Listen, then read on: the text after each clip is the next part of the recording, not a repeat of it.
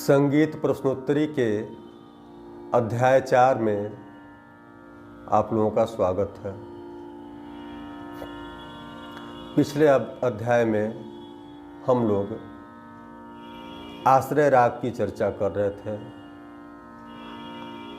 आश्रय राग किसे कहते हैं? उत्तर है, अपने नाम वाले थाट से उत्पन्न राग को आश्रय राग कहते हैं। इनकी संख्या 10 है। शुद्ध एवं विकृत स्वर किसे कहते हैं? जिन 7 स्वरों का प्रयोग अधिक होता है उन्हें शुद्ध, तथा जो स्वर शुद्ध होने के साथ ही साथ कोमल या तीव्र होते हैं उन्हें विकृत स्वर कहते हैं। कोमल विकृत स्वर, जब कोई स्वर अपने स्थान से थोड़ा उतर जाता है तो उसे कोमल विकृत स्वर कहते हैं। इनकी संख्या 4 है, रे, ग, ध और नी। तीव्र विकृत स्वर, जब कोई स्वर अपने स्थान से ऊपर चढ़ जाता है तो उसे तीव्र विकृत स्वर कहते हैं। इसकी संख्या 1 है, म, मध्यम या म। वर्जित स्वर किसे कहते हैं? राग में नहीं लगाया जाने वाला स्वर वर्जित स्वर कहलाता है। जो स्वर राग में नहीं लगाया जाता है उसे वर्जित स्वर कहते हैं। गीत किसे कहते हैं? राग और तालबद्ध शब्दों की सुंदर रचना को गीत कहते हैं। शास्त्रीय संगीत में प्रचलित गीतों के प्रकारों को बतावें। ख्याल, यह शब्द फारसी भाषा का है। इसका अर्थ है कल्पना। संगीत के इस प्रकार में गायक की कल्पना को महत्व दिए जाने के कारण इसे ख्याल की संज्ञा दी गई है। इसमें स्वरों की सजावट पर विशेष ध्यान दिया जाता है। इसके 2 प्रकार होते हैं, एक विलंबित या बड़ा ख्याल, दूसरा छोटा या द्रुत ख्याल।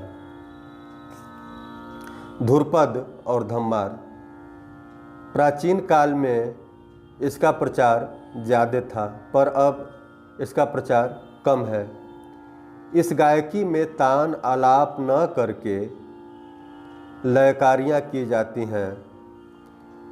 इसके साथ पखावज बजाया जाता है। धम्मार, यह भी ध्रुपद के जैसे ही गाया जाता है। इसे होरी भी कहते हैं। इसके साथ पखावज पर एक विशेष ताल बजाया जाता है जिसे धम्मार कहते हैं। धम्मार गायकी की संगति धम्मार ताल से ही होती है और धम्मार ताल पखावज पे बजाया जाता है। तराना, जिस गीत में कविता के स्थान पर नोम तोम तनन आदि निरर्थक शब्दों का प्रयोग हो तराना कहलाता है। इसे द्रुत लय में गाया जाता है। लक्षण गीत, जिस गीत के सहारे राग के पूर्ण परिचय प्राप्त हो उसे लक्षण गीत कहते हैं। लक्षण गीत के माध्यम से राग का पूरा परिचय प्राप्त हो जाता है। चतुरंग, इसके 4 अंग होते हैं तथा 4 वस्तुओं का मिश्रण होता है। ख्याल के शब्द, तराना, तबले या पखावज के बोल तथा सरगम। इसे ख्याल के जैसे ही गाया जाता है। टप्पा, इसके शब्द अधिकतर पंजाबी भाषा के होते हैं तथा प्रकृति से यह चंचल होता है। इसमें श्रृंगार रस की प्रधानता होती है। स्थायी और अंतरा इसके 2 भाग होते हैं। इसमें छोटी और पेचदार तानों का प्रयोग ज़्यादा होता है। इसे गाने के लिए गले की तैयारी जरूरी है। इसकी संगत भी एक विशेष ताल टप्पा से ही की जाती है। टप्पा गायकी की संगत टप्पा ताल से ही की जाती है। तिरवट, इसमें 3 चीज़ों का मिश्रण होता है, कविता, तराना तथा पखावज या तबले के बोल होते हैं, इसलिए इसे तिरवट कहते हैं। स्वर मालिका, राग में प्रयोग किए जाने वाले स्वरों की तालबद्ध रचना स्वर मालिका कहलाती है। यह किसी भी राग में हो सकती है। यह मध्य लय में होती है। इसे सरगम, गत या सुरावत भी कहते हैं। इसका मूल उद्देश्य है स्वर ज्ञान। स्वर मालिका के सहारे स्वरों की तैयारी कराई जाती है। ठुमरी, इसमें राग की शुद्धता की तुलना में भाव सौंदर्य पर अधिक महत्व दिया जाता है। इसकी प्रकृति चंचल होती है। इससे राग खमाज, पीलू, देश, तिलंग, काफी, भैरवी, झिझोटी और जोग्या आदि रागों में गाया जाता है। इसमें शब्द कम होते हैं तथा श्रृंगार की प्रधानता होती है।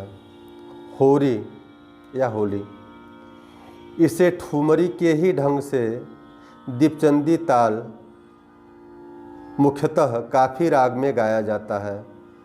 इसमें कृष्ण से संबंधित ब्रज की होली का वर्णन मिलता है तथा इसमें खटका, मुर्की, कर्ण और मीड़ आदि का प्रयोग बहुत ही सुंदर लगता है। भजन और गीत, जिन गीतों में ईश्वर वंदना अथवा भगवान का गुणगान हो वे भजन कहलाते हैं, परंतु जो साहित्यिक कविताएं स्वर और लय में बांध दी जाती हैं गीत कहलाती हैं। इनमें राग का बंधन नहीं होता, शब्दों के भाव पर ध्यान दिया जाता है। आलाप किसे कहते हैं? राग के स्वरों को विलंबित लय में बोलने की क्रिया को आलाप कहते हैं। आलाप में आवश्यकता अनुसार मीड़, खटका, मुर्की, गमक आदि का प्रयोग होता है। तान किसे कहते हैं? राग के स्वरों को द्रुत गति में विस्तार करने की क्रिया को तान कहते हैं। आलाप और तान में सिर्फ लय का अंतर है। तान की लय द्रुत तथा आलाप की लय विलंबित होती है। दोस्तों, इसी के साथ ही साथ अब फिर अगले अंक में, तब तक के लिए नमस्ते।